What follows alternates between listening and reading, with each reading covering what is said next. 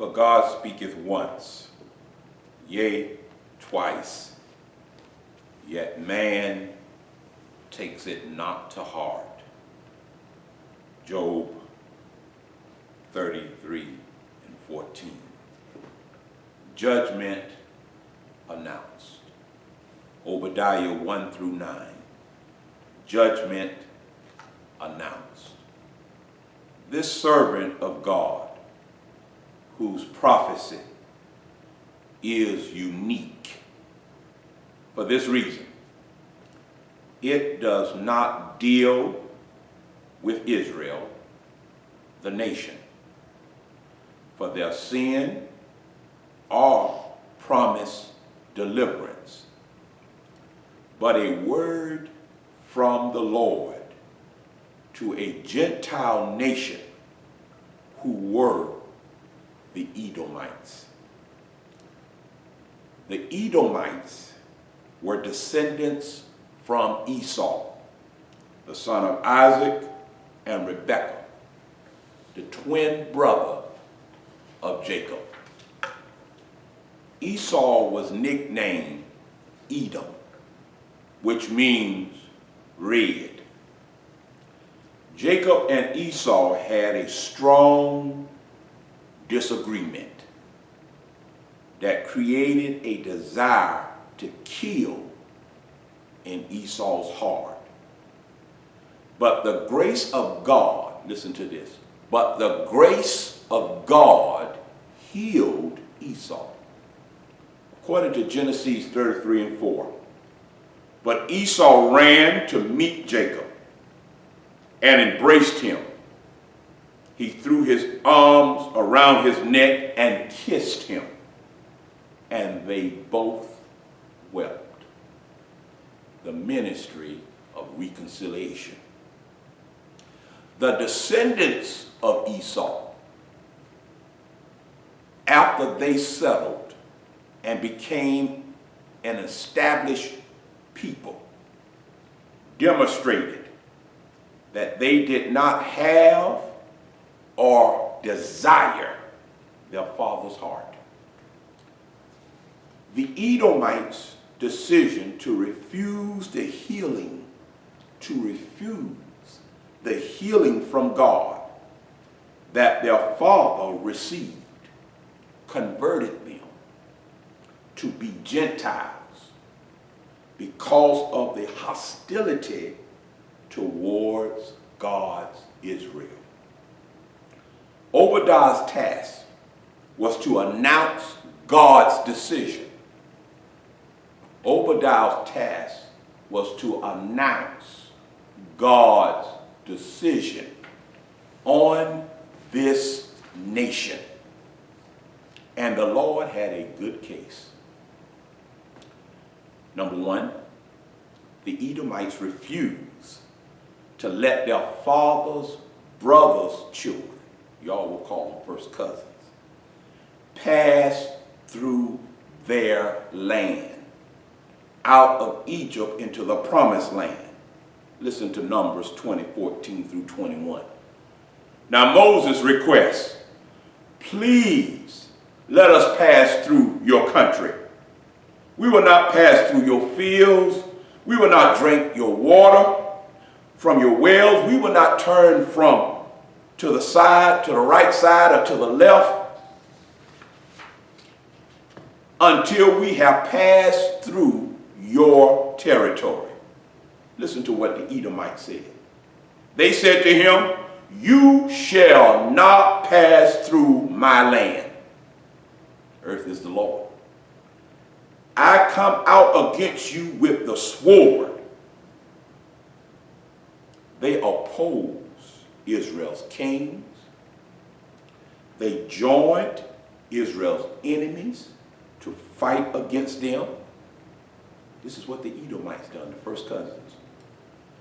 1 Samuel 14:47. They had to establish a military, David had to establish a military post against them. 2 Samuel 8:14. Did not assist in the vision of Solomon to expand Israel's borders. 1 Kings 9:26. The Edomites strengthened God's decision. Listen to this. King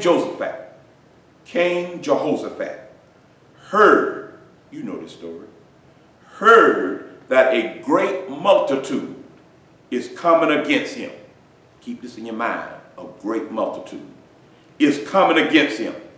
He feared, but he prayed and asked God for help. God replied, "You will not need to fight in this battle." Told you heard the story. Position yourselves. Stand still and see the salvation of the Lord. For the battle is not yours, it's the Lord. But remember, I said a great multitude. And guess who was in that multitude?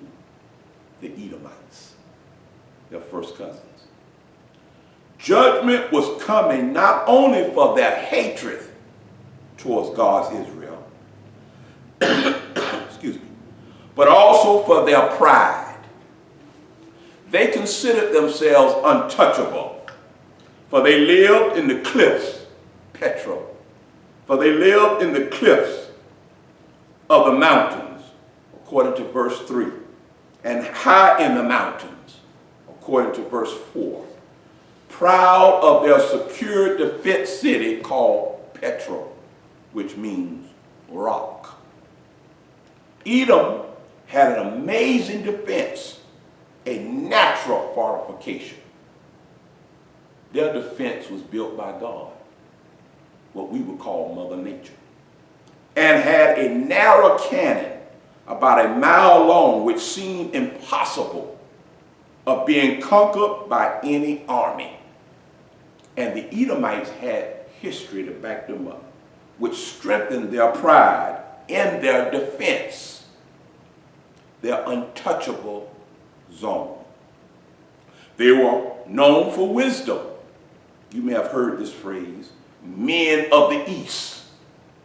Men of the East. This refers to the descendants of the Edomites.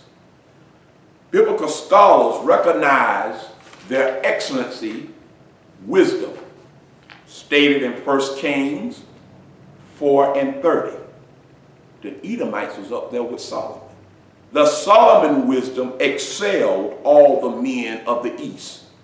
And then even God acknowledged them. Jeremiah 49:7. The Lord acknowledged their wisdom. Against Edom, says the Lord of hosts, his wisdom be no more. Another source of their pride, according to verse 7, they boasted of their allies, their confederacy, their union, or association with other countries for mutual benefits. They were proud of their numbers.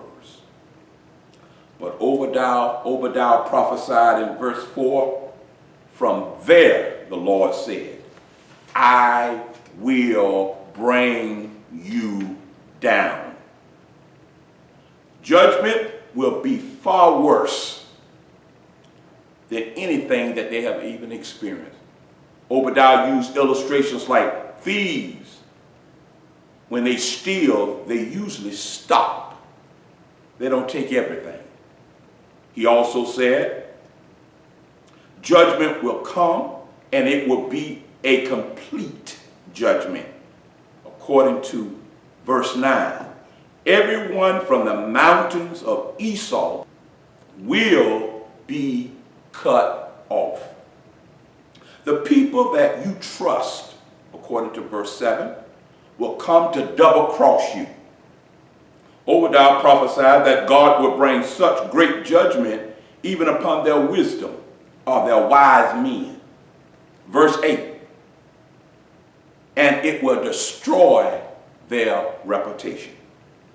For the biblical learning, for your biblical learning, and so that you can understand the mercy of God, judgment without reconciliation, it took 1,471 years for the fulfillment of this prophecy.